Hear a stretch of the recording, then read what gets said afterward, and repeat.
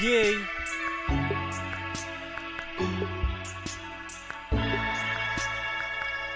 А я поставил стримить на всякий случай, пусть будет.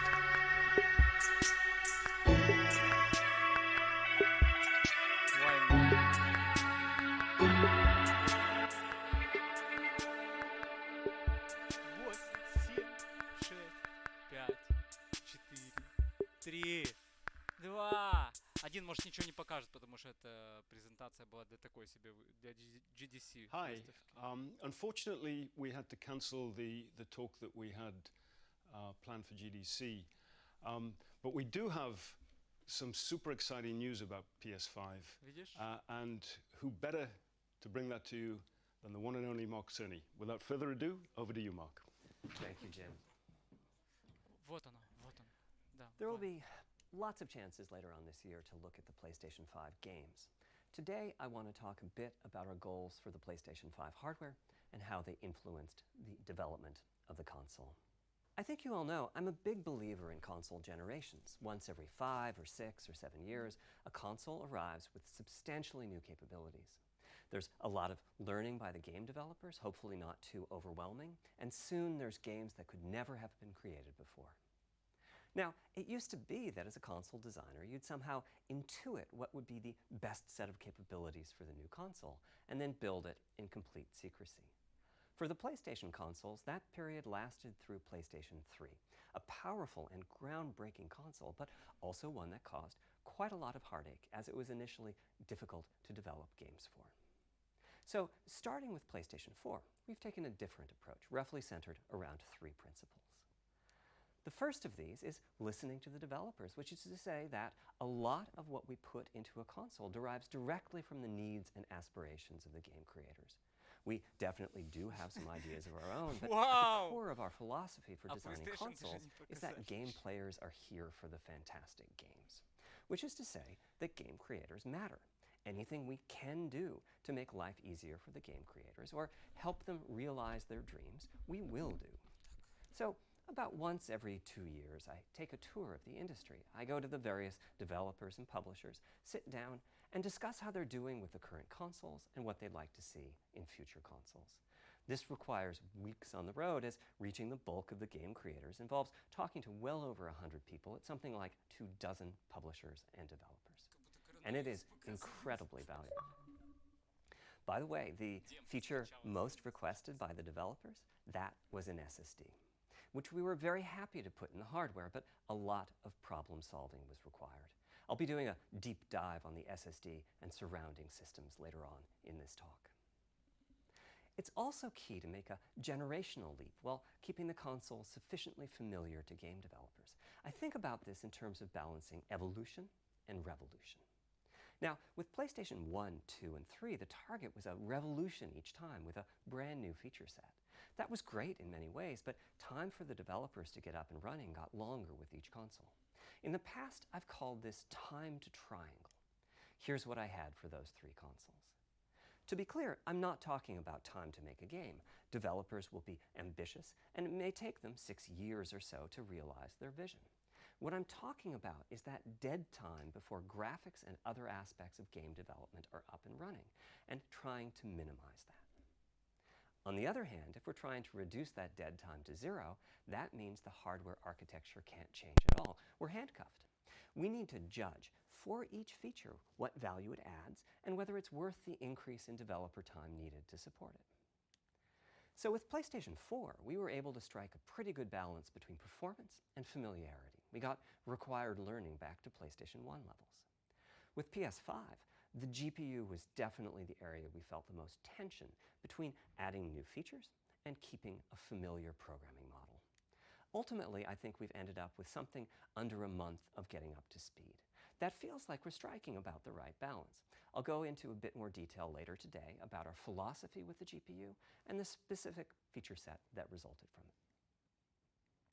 It's also very important for us, as the hardware team, to find new dreams, by which I mean something other than CPU performance, GPU performance, and the amount of RAM.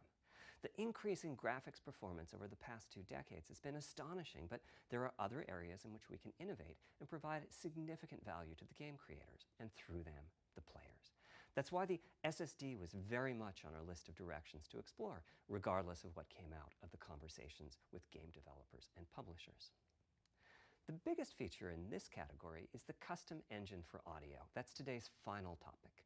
The push for vastly improved audio, and in particular 3D audio, isn't something that came out of the developer meetings. It's much more the case that we had a dream of what might be possible 5 years from now, and then worked out a number of steps we could take to set us on that path. So here again are the 3 principles, the first being enabling the desires of developers to drive the hardware design. To me, the SSD really is the key to the next generation. It's a game changer. And it was the #1 ask from developers for PlayStation 5.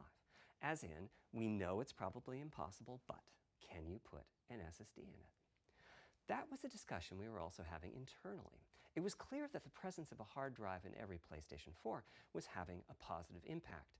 A lot of things that would simply have been impossible at Blu-ray disc speeds were now possible. At the same time, though, in 2015 and 2016, when we were having these conversations, developers were already banging up against the limits of the hard drive, and a lot of developer time was being spent designing around slow load speeds. I want to focus in on just one number here, which is how long it takes to load a gigabyte of data from a hard drive. The difficulty being that hard drives are neither particularly fast nor flexible. If all your data is in one block, which is frankly not very likely, you can load 50 to 100 megabytes a second, depending on where the data is located on the hard drive. Let's assume it's on the outer edge, which means loading a gigabyte takes 10 seconds. If you compress your game packages, you can fit more data on the Blu-ray disc, and also effectively lots of seeks are needed at 2 to 50-ish milliseconds each. My rule of thumb is that the hard drive is spending 2/3 of its time seeking, and only 1/3 of its time actually loading data. Putting all of that together, a gigabyte is very roughly 20 seconds to load from a hard drive. Now, a gigabyte is not much data. Games are using 5 or 6 gigabytes of RAM on PlayStation 4, so boot times and load times can get pretty grim. Or to put that differently, as a player, you wait for the game to boot, wait for the game to load, wait for the level to reload every time you die, and you wait for what is euphemistically called fast travel. And all of that leads to the dream. What if we could have not just an SSD, but a blindingly fast SSD? If we could load 5 gigabytes a second from it, what would change? Now, SSDs are completely different from hard drives. They don't have seeks as such. If you have a 5 gigabyte a second SSD, you can read data from 1,000 different locations in that second, pretty much at speed. As for time to load a gigabyte, this is next gen we're talking about, so memory is bigger. Instead, we should be asking how long to load 2 gigabytes. And the answer is about 1/4 of a second. I mean, that's amazing. We're talking 2 orders of magnitude, meaning very roughly 100 times faster. Which means at 5 gigabytes a second for the SSD, the potential is that the game boots in a second. There are no load screens. The game just fades down while loading a half dozen gigabytes and fades back up again. Same for a reload. You're immediately back in the action after you die. And fast travel becomes so fast it's blink and you miss it. As game creators, we go from trying to distract the player from how long fast travel is taking, like those Spider-Man subway rides, to being so blindingly fast that we might even have to slow that transition down. Pretty cool, right? But for me, this is not the primary reason to change from a hard drive to an SSD. The primary reason for an ultra-fast SSD is that it gives the game designer freedom. Or to put that differently, with a hard drive, the 20 seconds that it takes to load a gigabyte can sabotage the game that the developer is trying to create. I think almost all of us in the room have experienced this, maybe in different ways. Say we're making an adventure game and we have 2 rich environments where we each want enough textures and models to fill memory.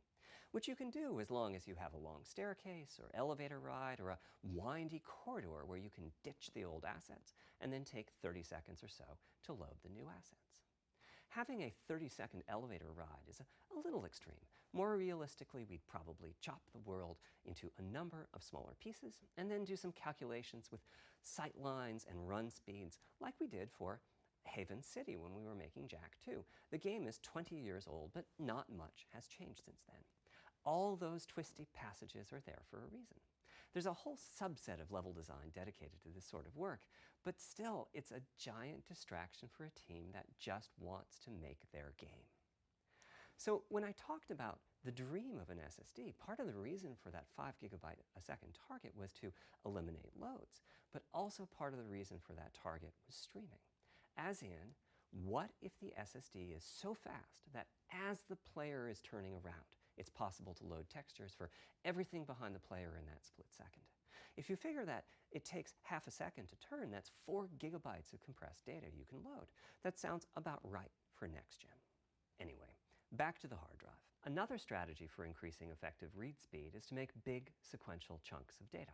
For example, we might group all the data together for each city block.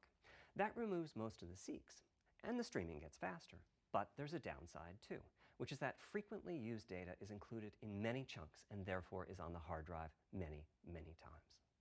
Marvel's Spider-Man uses this strategy, and though it works very well for increasing the streaming speed, there's a massive duplication as a result. Some of the objects like mailboxes or news racks are on the hard drive 400 times. What I'm describing here are things that cramp a creative director's style. Either level design gets a little bit boring in places, or the data is duplicated so many times that it no longer fits on the Blu-ray disc. And you end up with hard limits on the player's run speed or driving speed. The player can't go faster than the load speed from the hard drive. And finally, I'm sure many of you have noticed that after a patch download, the PlayStation 4 will sometimes take a long time to install the patch. That's because when just part of a file has been changed, the new data can be downloaded pretty quickly. But before the game boots up, a brand new file has to be constructed that includes the changed portion. Otherwise, every change would add a seek or two. Even so, you can occasionally see this happening on game titles. They start to hitch once they get patched enough. With an SSD, though, no seeks, so no need to make brand new files with the changes incorporated into them, which means no installs as you know them today. There's yet one more benefit, which is that system memory can be used much more efficiently. On PlayStation 4, game data on the hard drive feels very distant and difficult to use. By the time you realize you need a piece of data, it's much too late to go out and load it. So system memory has to contain all of the data that could be used in the next 30 seconds or so of gameplay. That means a lot of the 8 gigabytes of system memory is idle. It's just waiting there to be potentially used. On PlayStation 5, though, the SSD is very close to being like more RAM. Typically, it's fast enough that when you realize you need a piece of data, you can just load it from the SSD and use it. There's no need to have lots of data parked in system memory waiting to potentially be used. A different way of saying that is that most of RAM is working on the game's behalf. This is one of the reasons that 16 gigabytes of GDDR6 feels right for PlayStation 5. The presence of the SSD reduces the need for a massive intergenerational increase in size. So back to the dream of the SSD. Here's the set of targets. Boot the game in a second. No load screens. Design freedom, meaning no twisty passages or long corridors. More game on the disk and more game on the SSD. And finally, those patch installs go away. The reality, though, is that the SSD is just one piece of the puzzle. There's a lot of places where bottlenecks can occur in between the SSD and the game code that uses the data. You can see this on PlayStation 4. If I use an SSD with 10 times the speed of a standard hard drive, I probably see only double the loading speed, if that. For PlayStation 5, our goal was not just that the SSD itself be 100 times faster. It was that game loads and streaming would be 100 times faster. So every single potential bottleneck needed to be addressed. And there are a lot of them. Let's look at check-in and what happens when its overhead gets 100 times larger.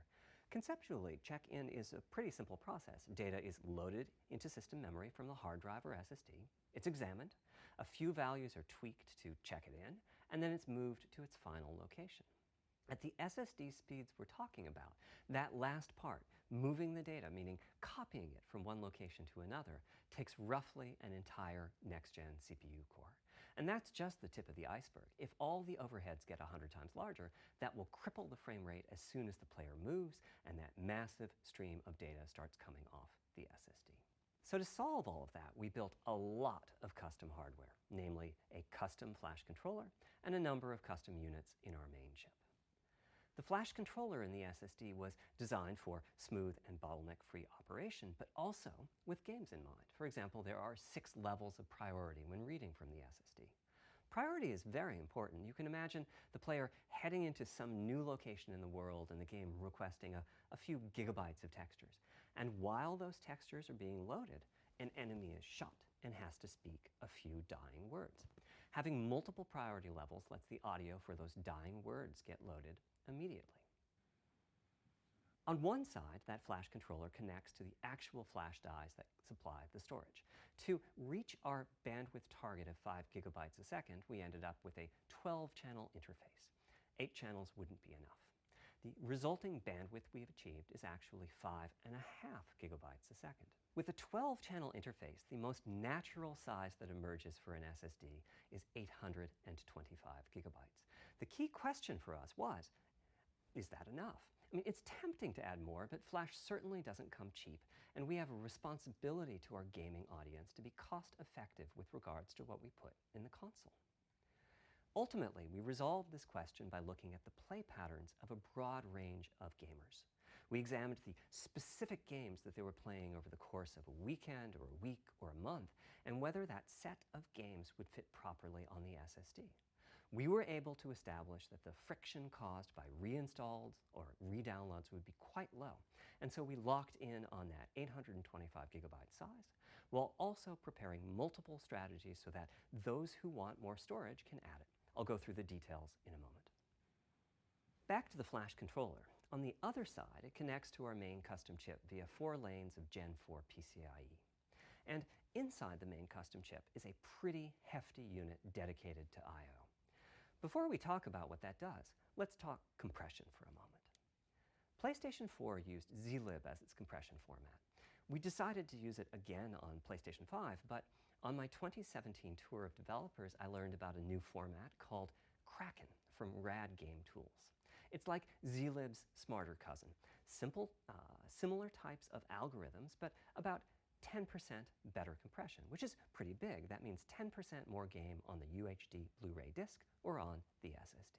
Kraken had only been out for a year, but it was already becoming a de facto industry standard. Half of the teams I talked to were either using it or getting ready to evaluate it. So we hustled and built a custom decompressor into the I/O unit, one capable of handling over 5 gigabytes of Kraken format input data a second.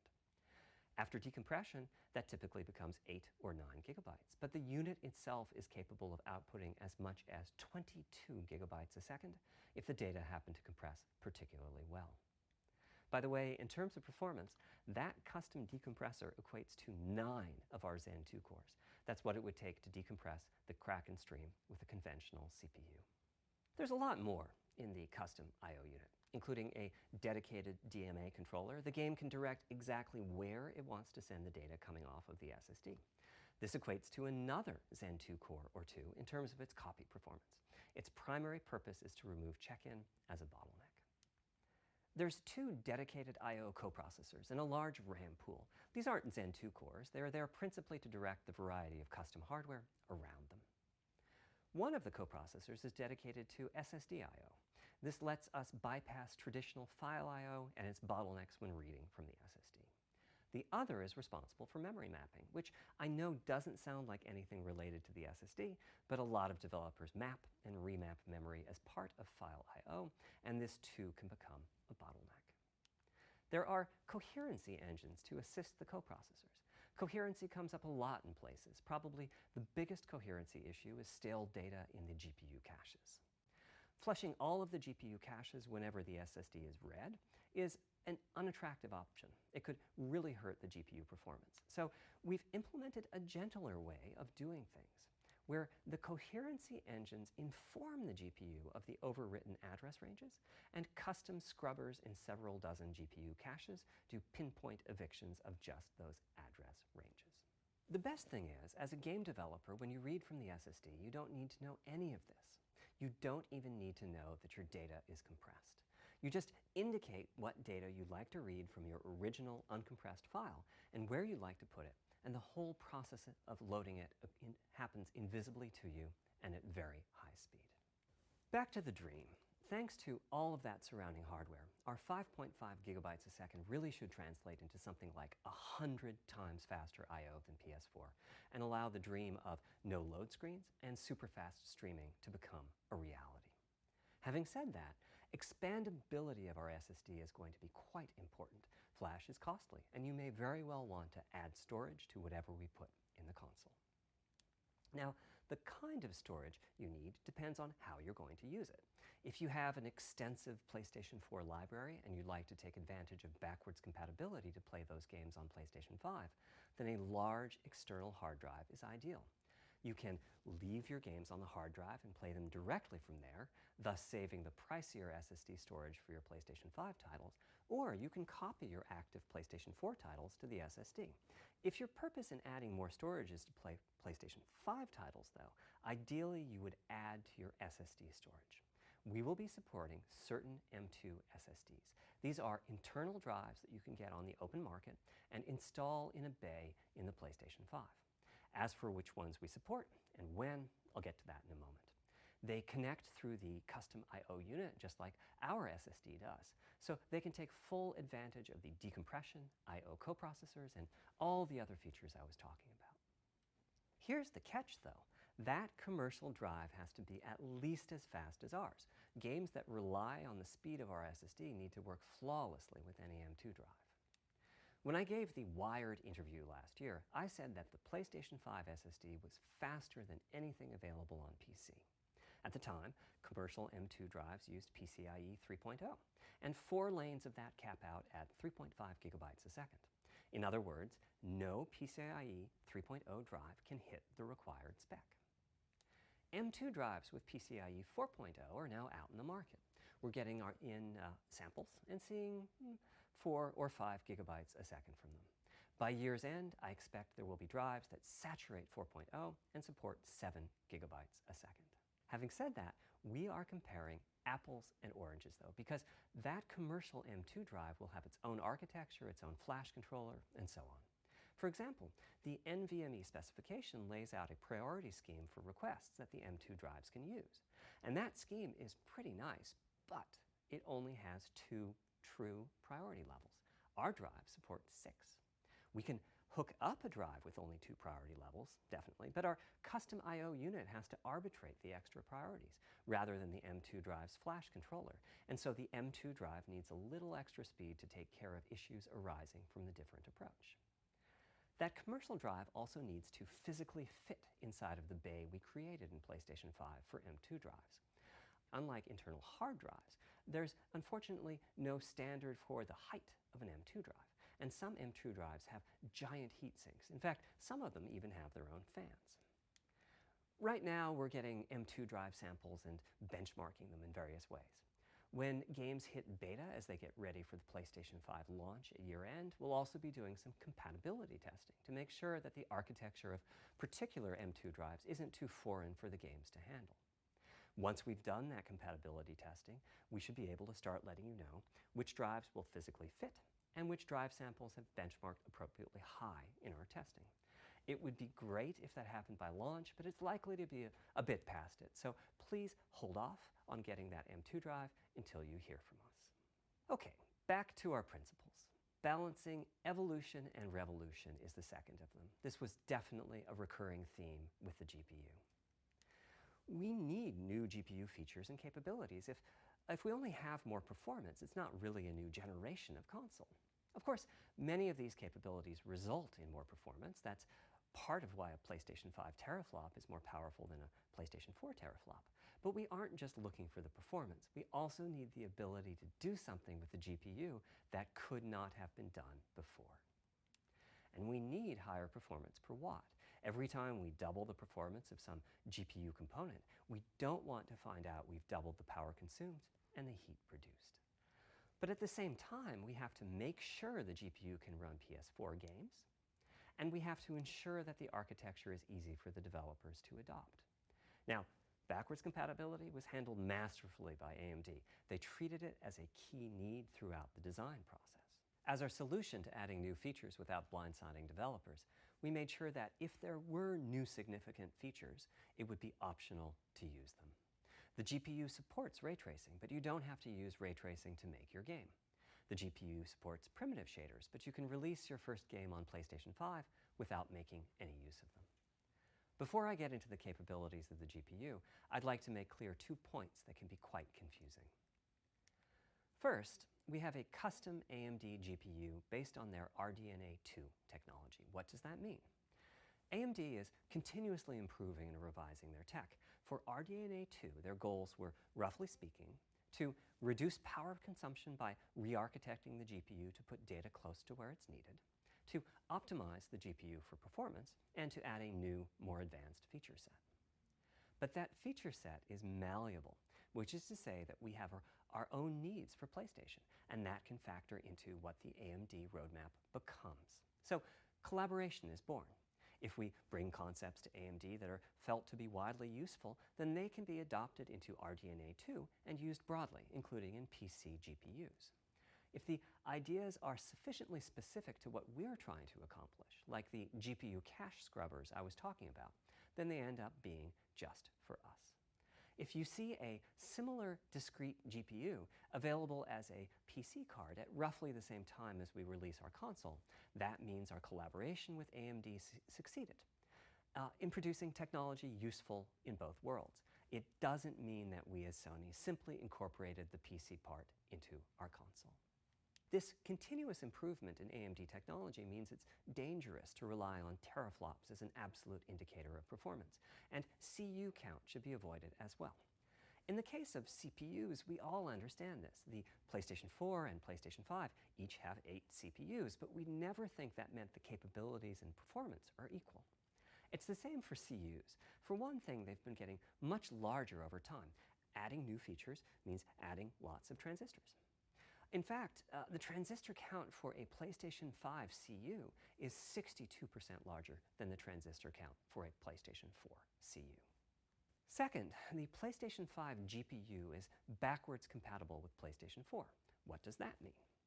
One way you can achieve backwards compatibility is to put the previous console's chipset in the new console, like we did with some PlayStation 3s, but that's of course extremely expensive. A better way is to incorporate any differences in the previous console's logic into the new console's custom chips, meaning that even as the technology evolves, the logic and feature set that PlayStation 4 and PlayStation 4 Pro titles rely on is still available in backwards compatibility modes. One advantage of this strategy is that once backwards compatibility is in the console, it's in. It's not as if a cost down will remove backwards compatibility like it did on PlayStation 3. Achieving this unification of functionality took years of efforts by AMD, as any roadmap advancement creates a potential divergence in logic. Running PS4 and PS4 titles at boosted frequencies has also added complexity. The boost is truly massive this time around, and some game code just can't handle it. Testing has to be done on a title-by-title basis. Results are excellent, though. We recently took a look at the top 100 PlayStation 4 titles as ranked by playtime, and we're expecting almost all of them to be playable at launch on PlayStation 5. With regards to new features, as I said, our strategy was to try to break new ground, but at the same time not to require use of the new GPU capabilities. For more than a decade, GPUs have imposed a restriction on game engines. Software handles vertex processing, but for the most part, dedicated hardware is responsible for the triangles and other geometry that the vertices form. That means it's not possible to do even basic optimizations, such as aborting processing of a vertex if all geometry that uses it is off-screen. PlayStation 5 has a new unit called the geometry engine, which brings handling of triangles and other primitives under full programmatic control. As a game developer, you're free to ignore its existence and use the PlayStation 5 GPU as if it were no more capable than the PS4 GPU, or you can use this new intelligence in various ways.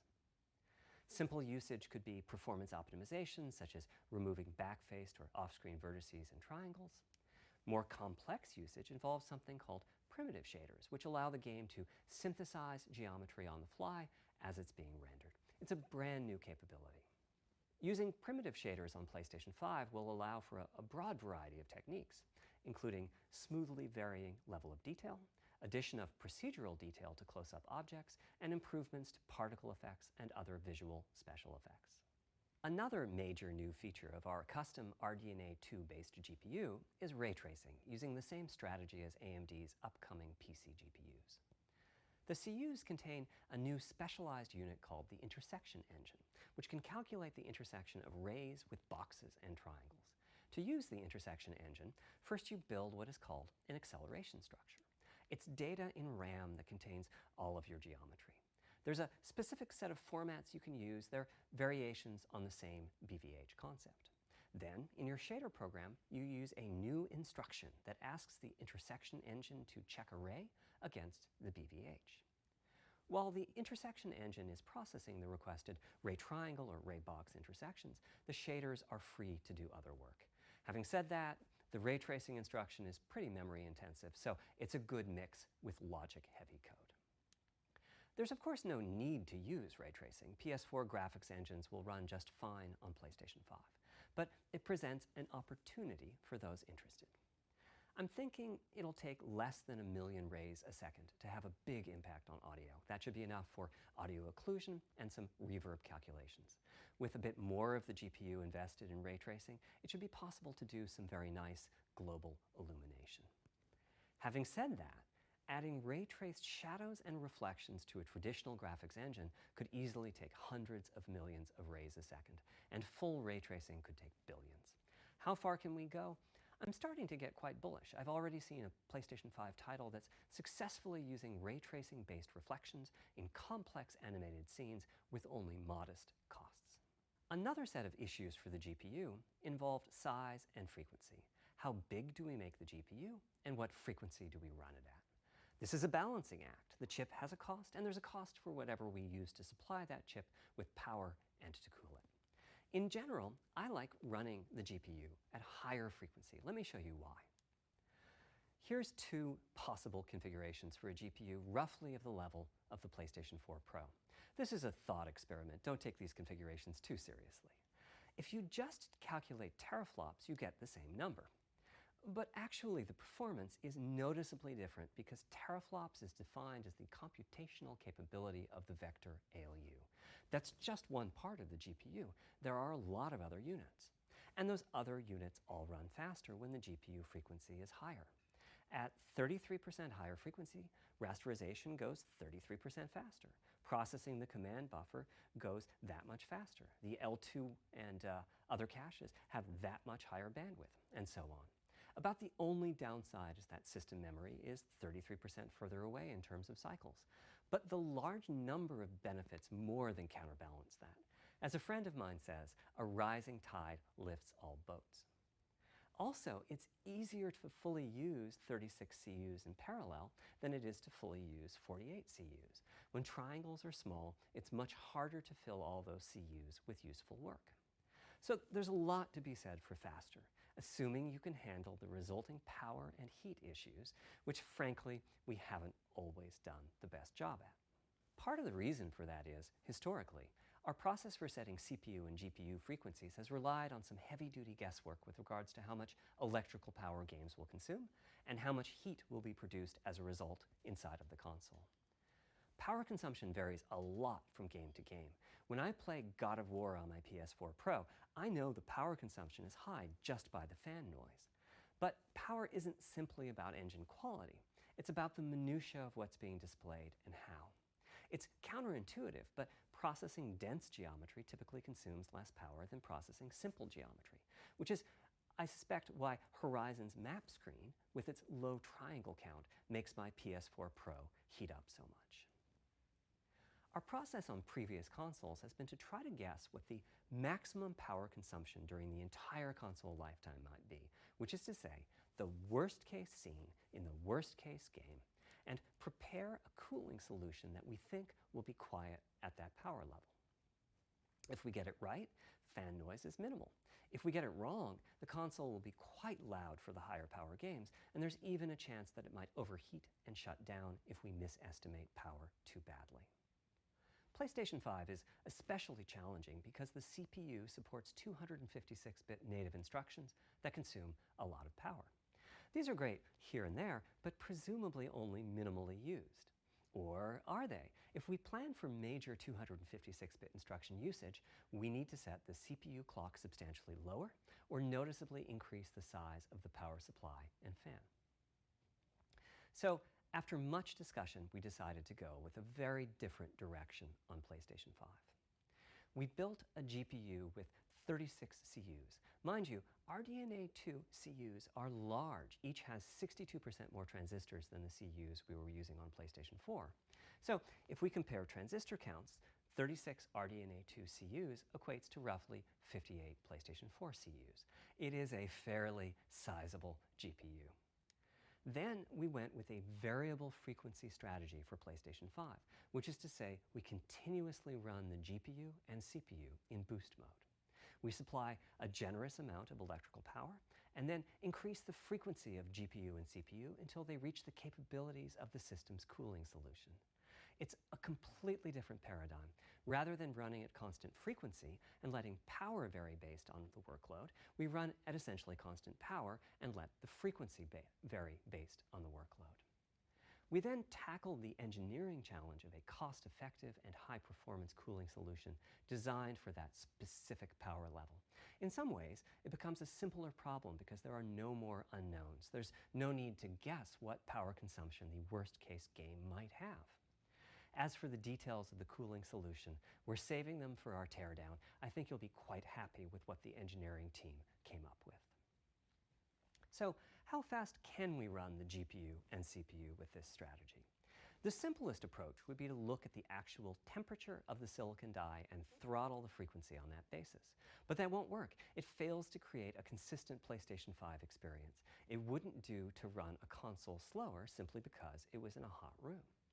So rather than look at the actual temperature of the silicon die, we look at the activities that the GPU and CPU are performing and set the frequencies on that basis, which makes everything deterministic and repeatable.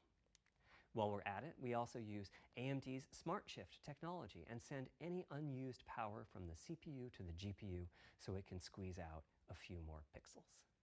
The benefits of this strategy are quite large. Running a GPU at 2 gigahertz was looking like an unreachable target with the old fixed frequency strategy. With this new paradigm, we're able to run way over that. In fact, we have to cap the GPU frequency at 2.23 gigahertz so that we can guarantee that the on-chip logic operates properly. 36 CUs at 2.23 gigahertz is 10.3 teraflops, and we expect the GPU to spend most of its time at or close to that frequency and performance. Similarly, running the CPU at 3 gigahertz was causing headaches with the old strategy. But now we can run it as high as 3.5 gigahertz. In fact, it spends most of its time at that frequency. That doesn't mean all games will be running at 2.23 gigahertz and 3.5 gigahertz. When that worst-case game arrives, it will run at a lower clock speed, but not too much lower. To reduce power by 10%, it only takes a couple of percent reduction in frequency, so I'd expect any downclocking to be pretty minor. All things considered, the change to a variable frequency approach will show significant gains for PlayStation gamers. The final of our 3 principles was about finding new dreams. It's important for us on the hardware team to find new ways to expand or deepen gaming, and that's what led us to a focus on 3D audio. As players, we experience the game through the visuals, through audio, and through the feedback we receive from the controller, such as rumble or haptics. Personally, I feel a game is just dead without audio. Visuals are, of course, important, but the impact of audio is huge as well. At the same time, the audio team on a game project has to do a lot with a little. For example, on PlayStation 4, there's fierce competition for the Jaguar CPU cores. Audio typically ends up getting just a fraction of a core. That's not much of a computational resource, particularly when you consider that the visuals run at 30 or 60 frames a second, but audio processing needs to happen at almost 200 times a second. So, it's been tough going making forward progress on audio with PlayStation 4, particularly when PlayStation 3 was such a beast when it came to audio. The SPUs in Cell were almost a perfect device for audio rendering. Simple pipelined algorithms could really take advantage of asynchronous DMA and frequently reached 100% utilization of the floating point unit.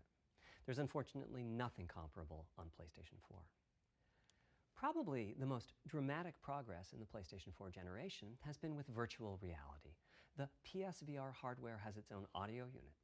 It supports about 50 pretty decent 3D sound sources. And this provided a hint as to where we could go with audio, as well as some valuable experience. Not to oversimplify, but here were our goals for audio on PlayStation 5. The first goal was great audio for everyone, not just VR users or soundbar owners or headphone users. That meant audio had to be part of the console. It couldn't be a peripheral.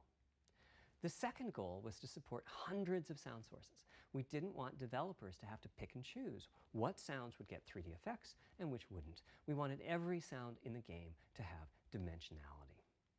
And finally, we wanted to really take on the challenges of presence and locality. Now, when we say presence, we mean the feeling that you're actually there. You've entered the matrix. It's not, of course, something we thought we could perfectly achieve, but the idea was that if we stopped using just a rain sound and instead used lots of 3D audio sources for raindrops hitting the ground at all sorts of locations around you, then at some point your brain would take a leap and you'd begin to have this feeling of real presence inside the virtual world of the game. This has the capacity to affect your appreciation of the game, just like music in a game does. The concept of locality is simpler. It's just your sense of where the audio is coming from, to the right of you, behind you, above you. This can immerse you further in the game, and it can also directly enhance the gameplay. To use Dead Space as an example, I know, old school, you're fighting enemies in fairly dark, spooky locations. Back in the day, if you played the game using the TV speakers, you could tell that there was one last enemy growling and hunting you down, but it was difficult to tell quite where that enemy was. With headphones, you could tell that the enemy was somewhere on the right, which let you deduce, if you couldn't see it, that it must be somewhere behind and to your right. But with 3D audio with good locality, the idea is you know the enemy is precisely there, and you turn and you take it out. So, how do we know where a sound is coming from in the first place? Well, all those bumps and folds in the ear have a meaning, evolutionarily speaking. Based on what direction the sound is coming from, sound waves bounce around inside the ear, there's some constructive and destructive interference, and the result is a change in volume. The phase of the sound also shifts, depending on what path the sound wave took to reach the ear canal. These volume changes and phase shifts are different for each direction and also vary depending on the frequency of the sound. Head size and head shape also impact the sound in a similar fashion. The way that the sound changes, based on direction and frequency, can be encoded in a table called the Head-Related Transfer Function, or HRTF. Here's part of one. The vertical axis is the frequency, the horizontal axis is the direction, front, back, left, right, and the color gives the degree of attenuation of the sound at that frequency. The HRTF is as unique to an individual as a fingerprint is. In fact, you're looking at mine right now. Here's how we measure an HRTF. We've taken hundreds of people through this process. We put a microphone in the subject's left and right ear canals, and then sit the subject down in the middle of an array of 22 speakers. We then play an audio sweep from each speaker as we rotate the subject. In the course of 10 or 20 minutes, we're able to sample the HRTF at over 1,000 locations. Using an HRTF when rendering audio creates unparalleled quality, but it's computationally expensive. The simplest way to use an HRTF is to process a sound source to make it appear as if it's coming from one of those 1,000 locations we sample. Unfortunately, the processing has to be done in frequency domain rather than time domain, so there's multiple fast Fourier transforms needed for every sound source for every audio tick. That's a lot of multiplies. This computational complexity was the determining factor for our strategy. It meant we had to bite the bullet and design and build a custom hardware unit for 3D audio. Collectively, we're referring to the hardware unit and the proprietary algorithms we run on it as Tempest 3D Audio Tech. The meaning of 3D audio and technology should be pretty obvious here. As for Tempest, I feel it really reflects our goals with audio.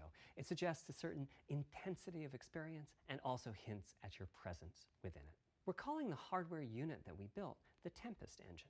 It's based on AMD's GPU technology. We modified a compute unit in such a way as to make it very close to the SPUs in PlayStation 3. Remember when I said that they were ideal for audio? So the Tempest engine has no caches, just like an SPU. All data access is via DMA, just like an SPU. Our target was that it would have more power than a CPU, thanks to the parallelism that a GPU can achieve, and that it would be more efficient than our GPU, thanks to the SPU-like architecture. The goal being to make possible near 100% utilization of the CU's vector units. Where we ended up is a unit with roughly the same SIMD power and bandwidth as all 8 Jaguar cores in the PlayStation 4 combined. If we were to use the same algorithms as PSVR, that's enough for something like 5,000 sound sources. But of course, we want to use more complex algorithms, and we don't need anything like that number of sounds. It would have been wonderful if a simpler strategy, such as using Dolby Atmos peripherals, could have achieved our goals, but we wanted 3D audio for all, not just those with licensed soundbars or the like. Also, we wanted many hundreds of sound sources, not just the 32 that Atmos supports. And finally, we wanted to be able to throw an overwhelming amount of processing power at the problem, and it wasn't clear what any peripheral might have inside of it. In fact, with the Tempest engine, we've even got enough power that we can allocate some to the games, to the extent that games want to make use of convolution reverb and other algorithms that are either computationally expensive or need high bandwidth. But the primary purpose of the Tempest engine remains 3D audio. Now, 3D audio is a major academic research topic. It's safe to say that no one in the world has all of the answers.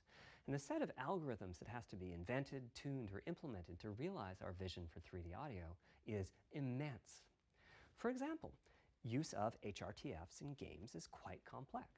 Before, I talked about making a sound source appear as if it's coming from one of those 1,000 HRTF sample locations. But for high-quality 3D game audio, we have to handle other possibilities. The sound source might not be at one of the 1,000 HRTF sample locations, so we have to blend the HRTF data from the closest locations that we have sampled. The sound source might be moving, which needs very special handling as that blend keeps changing, and that can cause phase artifacts in the resulting audio. Or the sound source might have a size to it, meaning it should feel as if it's coming from an area rather than a single point. There's also whole categories of approaches to be handled. 3D audio can be implemented using individual processing of 3D sound sources. But alternatively, ambisonics can be used for 3D audio. Ambisonics being somewhat like the spherical harmonics used in computer graphics. And finally, there's audio devices. The player might be using headphones or TV speakers or have a higher-end surround sound setup with 6 or more speakers, all of which need different approaches. That's a lot of variations. It's nice to have the computational resources of the Tempest engine, but it's clear that achieving our ultimate goals with 3D audio is going to be a multi-year, step-by-step process. Having said that, headphone audio implementation is largely complete at this time. It was a natural place for us to start. With headphones, we control exactly what each ear hears, and therefore the algorithmic development and implementation are more straightforward. For TV speakers and stereo speakers, we're in the process of implementing virtual surround sound. The idea being that if you're sitting in a sweet spot in front of the TV, then the sound can be made to feel as if it's coming from any direction, even behind you. Virtual surround sound has a lot in common with 3D audio on headphones, but it's more complex because the left ear can hear the right speaker and vice versa. We have a basic implementation of virtual surround sound up and running. We're now looking at increasing the size of that sweet spot, which is to say, making the area you need to be in to feel the 3D effect larger, and we're also working to boost the sense of locality. Headphone audio is the current gold standard for 3D audio on PlayStation 5, but we're going to see what we can do to bring virtual surround sound to a similar level, after which we'll start in on setups with more speakers, such as 6-channel surround sound. It's now to the point where some of the PlayStation 5 games in development are extensively using these systems. One of the game demos allows you to toggle between conventional PlayStation 4 style stereo audio and our new 3D audio. I listened with just an ordinary pair of over-the-ear headphones, and wow, I could feel a difference. 3D audio has that dimensional feel to it. Conventional stereo audio feels smashed flat by comparison. The improvement is obvious. So, a big advancement, but have I entered the matrix? Does my brain believe I'm really there, like I was talking about earlier when I explained our target of presence? Well, the answer is no. But you've probably caught on to what's missing here, namely whose HRTF was being used. It wasn't mine, it was the default HRTF. The audio team analyzed the hundreds that they measured and chose the one they felt was the closest fit to the total game playing audience. This shows a piece of the default HRTF on the left and my HRTF on the right. You can see that the general features are much the same, but the details are quite different. With the default HRTF, as I said, the 3D audio sounds pretty great. When I use my HRTF, though, the audio reaches a higher level of realism, which is to say that when using headphones and my HRTF, I occasionally get fooled and even think a sound is coming from the real world when it's actually coming from the game. A corollary to this is that there are a few people whose HRTFs are sufficiently far from the default HRTF, that's the red dot here, that they can toggle between PS4 style and PS5 style audio and not sense much difference. I've had a few people describe the PlayStation 5's 3D audio as sounding like a bit better stereo audio. Presumably they're the ones at the very edges of this diagram. Which means what HRTF you're using is key. I'd like everyone to be able to experience what I'm experiencing, but obviously it's not possible to measure the HRTF of every PlayStation user. That means HRTF selection and synthesis are going to be big topics going forward as the Tempest technology matures. At PlayStation 5 launch, we'll be offering a choice of 5 HRTFs. There's a simple test where you pick the one that gives you the best locality. That's just the first step, though. This is an open-ended research topic. Maybe you'll be sending us a photo of your ear and we'll choose a neural network to pick the closest HRTF in our library. Maybe you'll be sending us a video of your ears and your head and we'll make a 3D model of them and synthesize the HRTF. Maybe you'll play an audio game to tune your HRTF. We'll be subtly changing it as you play and home in on the HRTF that gives you the highest score, meaning that it matches you the best. This is a journey we'll all be taking together over the next few years. Ultimately, we're committing to enabling everyone to experience that next level of realism. Hopefully, I've been able to illustrate a bit about our design and decision-making process today and why PlayStation 5 has the feature set that it does. Now comes the fun part. We get to see how the development community takes advantage of that feature set. I'm hoping for the completely unexpected. Will it come from audio, ray tracing, the capabilities of the SSD, or something else? I guess we'll find out soon enough. Thank you for your time today.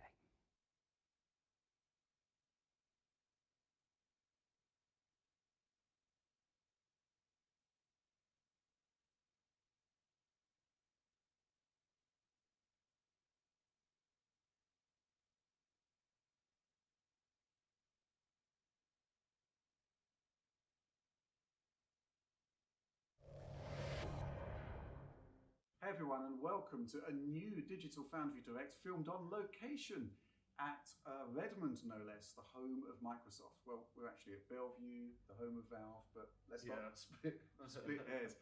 Point is,